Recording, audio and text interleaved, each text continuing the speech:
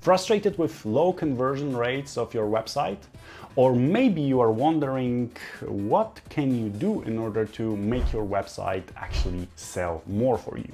In today's video, I'm going to cover a couple of interesting tricks and actions that you can undertake in order to make your website more profitable. Starting from the beginning, let me explain what the conversion actually is. Conversion of a website in B2B can be actually multifold. So you can have your contact form filled in, you can have your phone number clicked, or your email address clicked. Users tend to convert on a website in different ways, but the general concept is that your website should generate an interest from a prospect, a potential customer, or a lead in order to engage with your business, with your value proposition. To put things simply, the higher the conversion, the more leads you are getting from your website. And it doesn't really matter if you are now getting 1 lead per month or 0 leads per month or a couple of dozens of leads per month. In each and every one of these things, you can do things in order to improve customer experience on your website and probably increase your conversions. In order to increase the conversion of the website, you need to understand the behavior of users on a website.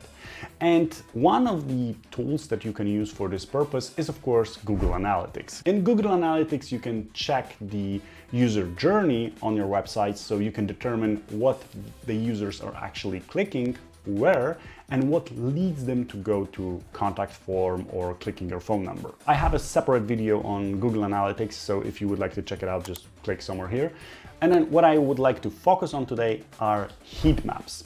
So heat maps are visual representations of your users' behavior on your website. And there are different types of heat maps that you can see. For example, the ones on which you can see where people are clicking, the ones that show you how people are scrolling your website and where and when they are stopping, and move heat maps that can show you how people are actually hovering the mouse on your website. And each and every single one of these types of heat maps will tell you a couple of different things.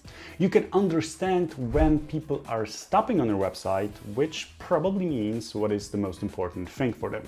You can see what they are clicking, which can give you an indication about what you can optimize, because, for example, a section on your website might not be clickable, but for some reason people are interested in that particular section and they are clicking on it. Therefore, you should enable them to click on it in order to increase the engagement with your website and hopefully drive them to the conversion. And with hovering, you can see what catches people's attention and if this is actually something that you would like to have.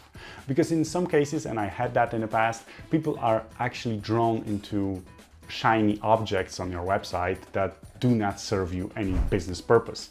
And you don't want people to be entertained on your website, at least probably you don't want that. You want people to get information, you want people to get education, and you want people to convert in order to engage with you further. And just really quickly before I will move to the next one, make sure to subscribe to our channel if you are finding this video interesting. Another element that is super important here that is sort of connected to heat maps but will also help you to understand users' behavior are session recordings. So session recordings are actual recordings of what people are doing on the website on mobile or web and how do they behave and what kind of actions they are undertaking on your website. And this can be huge because seeing how someone is actually interacting with your website instead of just guessing can give you a lot of ideas about what you can do in order to improve their experience. Sometimes it's very clearly visible that someone is stuck in a loophole and they are just going from one page to another and they are looking for something but they don't know what to click next in order to achieve their goal, in order to find the information that they are looking for.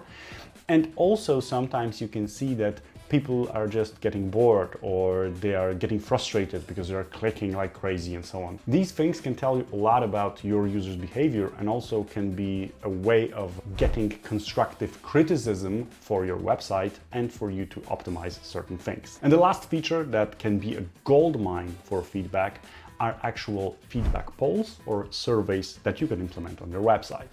And these can be simple questions like, what made you come to our website? Or why do you want to close the website? Or what is that you're looking for here? and you can get sometimes elaborate, sometimes very on point and short answers that will point you to directions that you wouldn't believe even existed.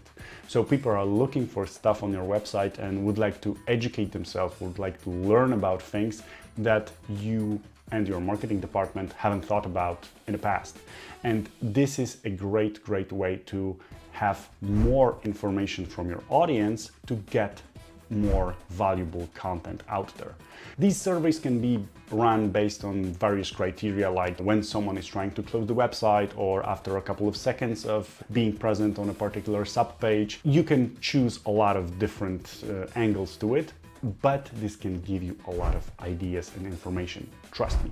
So what all of these things can tell you and how you can actually use it in practice to improve your website. Various things include types of content that you are publishing, types of graphics and types of elements that you have, website composition and composition of different elements on the website, so something being on the left or right, visibility of call to action buttons or lack of call to action buttons, the simplicity or lack of simplicity of the contact form.